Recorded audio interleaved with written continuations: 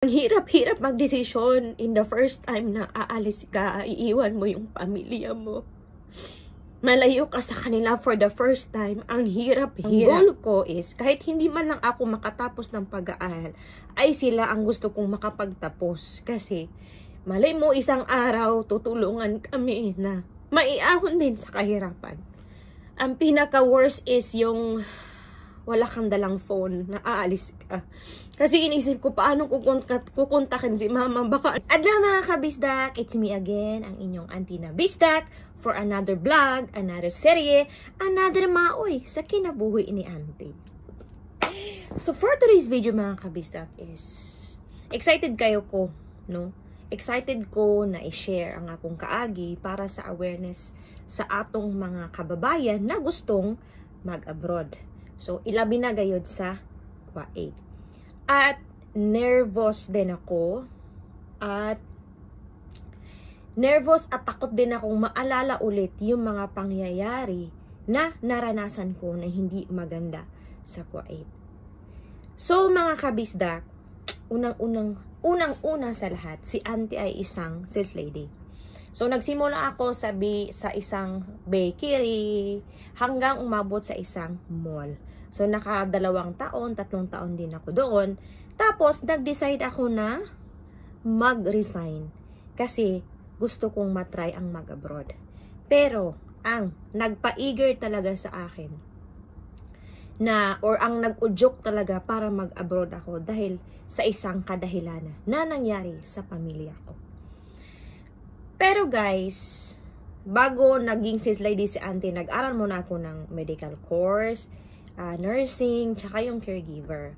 Naranasan ko nang mag-training pero in reality, no, hindi ko pala kaya na magbuhat ng pasyente sa ganitong body size ko. Kasi ang liit ko lang na babae, 4'11 lang ako guys. Tapos yung mga pasyente ko ang bibigat.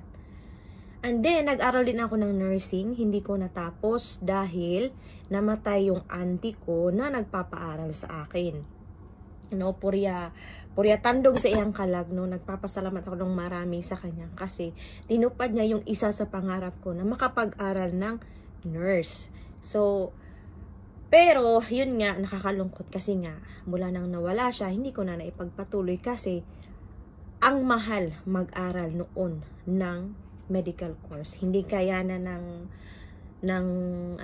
budget ng mga magulang ko. Tapos hindi rin nakayanan ng katawan ko na alam mo yun, mag-aral tsaka magtrabaho. Parang hindi ako nakasanayan ng ganyan. Iba yung na-experiensyahan ko sa aking tita na mag-aral tsaka magtrabaho. Kasi trabahong pangbahay lang man yun.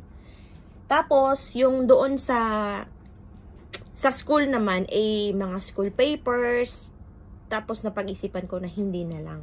So, yun na nga guys, nag-resign si auntie sa mall na pinagtatrabahuan ko sa company ko kasi nga gusto kong mag-abroad. So, ang nagpa-udyok ni auntie is nung nalaman ko na yung bahay, yung lupa na amin yung bahay, pero yung lupa is nagre-renta lang kami.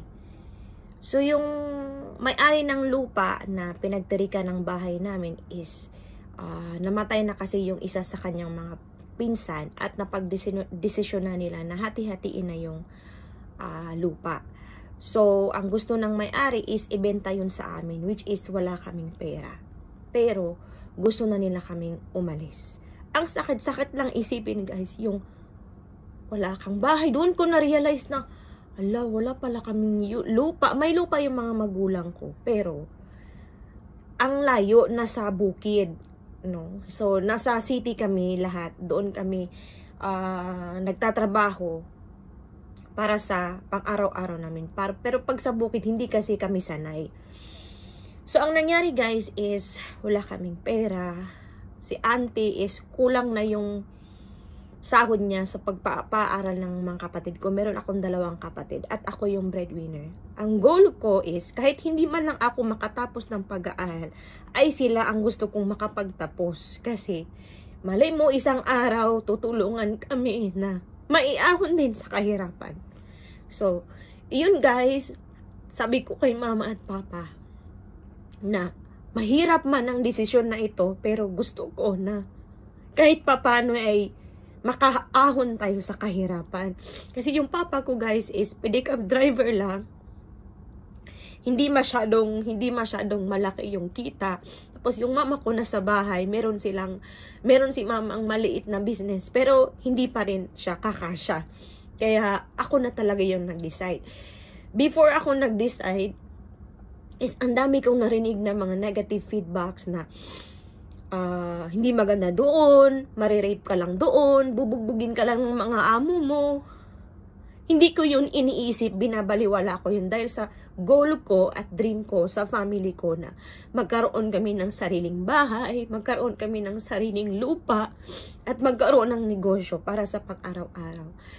So, dumating na yung panahon na aalis na ako.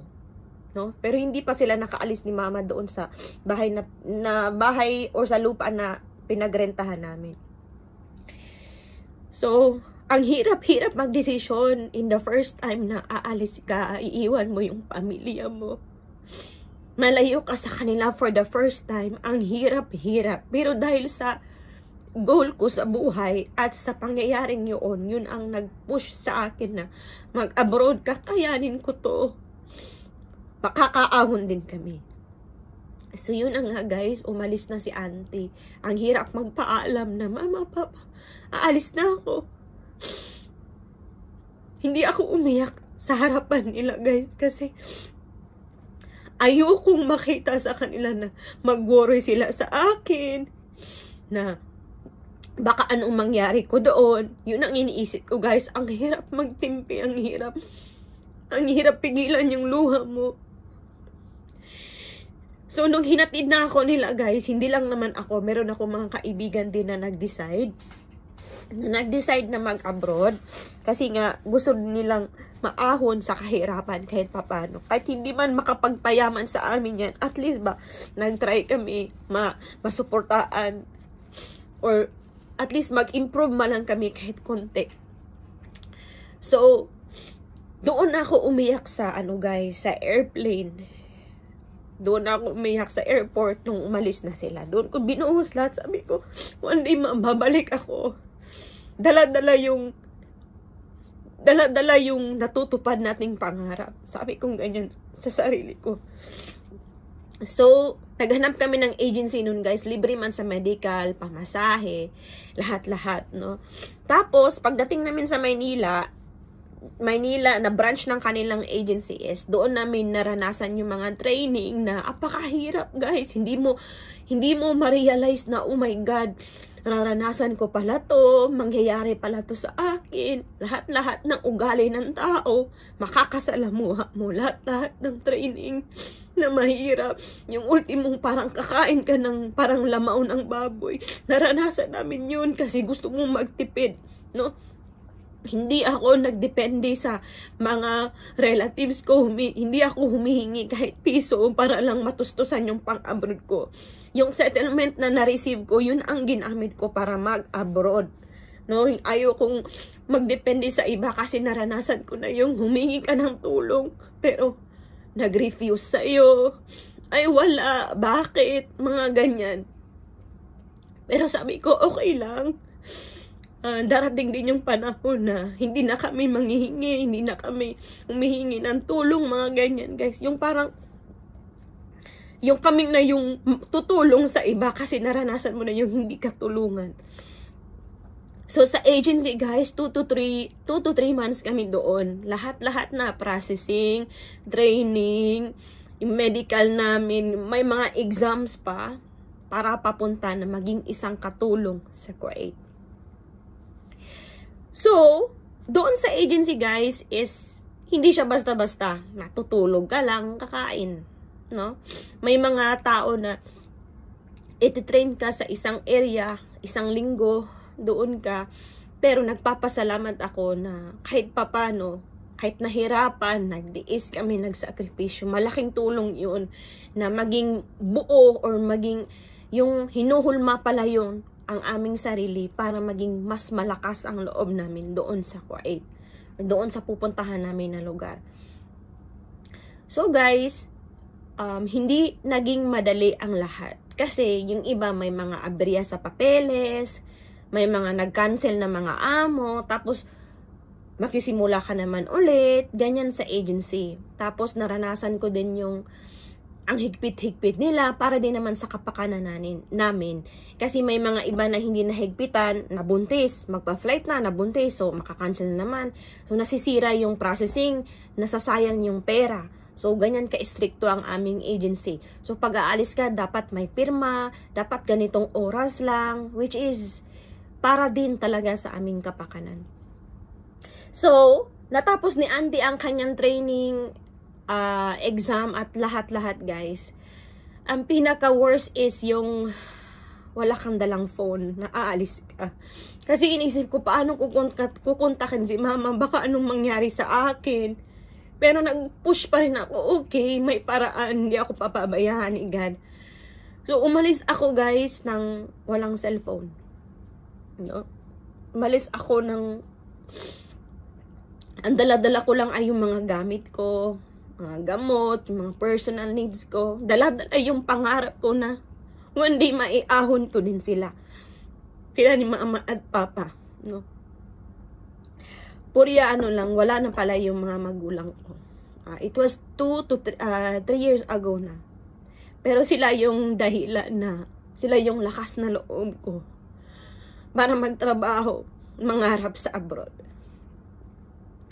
Kung kayo ay walang lakas na loob na pumunta sa abroad, mahina ang loob nyo, dadalawang isip kayo, wala kayong goal sa buhay, guys, hindi kayo pwede doon. No? Hindi yung pagdating mo doon, okay lang, pagdating, hindi guys, kasi makakasalamuha mo yung lokal talaga. Hindi mo sila kaano-ano at paswerte-swerte lang din sa abroad guys. Hindi lahat mabait ang amo, hindi lahat nakakaintindi sa'yo. Kasi ikaw yung pumunta, ikaw yung mag-a-adjust sa kanila. So pagdating namin sa agency guys, is mababait naman yung mga tao doon, yung may-ari ng agency, yung secretary, mababait pa sila guys.